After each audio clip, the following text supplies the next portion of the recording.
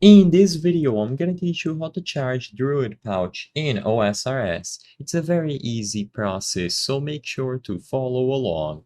The Druid pouch is an item first obtained during the Nature Spirit quest. The main use is going to be to protect the player against the guests that haunt the Mort Mire Swamp.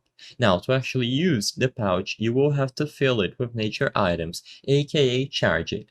So, to charge the pouch, you will have to obtain them through various ways. One of them is going to be by casting Bloom, either with the item given to you during the quest or with a silver sickle near fallen logs, branches, or dead bushes, which yield mort, mire, fungi, stems, and pears respectively.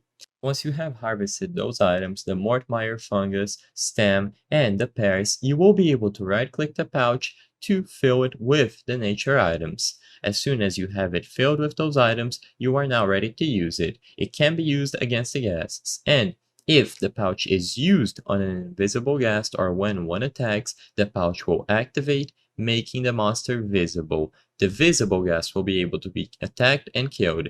It also protects any food that you have in your inventory from becoming rotten.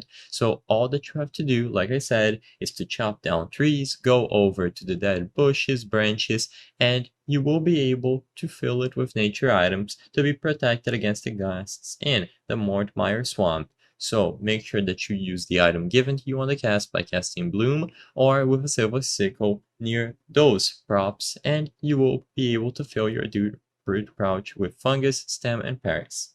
I hope I was able to help you on how to charge your Druid pouch in OSRS. If this video helped you, please be sure to leave a like and subscribe for more very easy tips. Thank you for watching.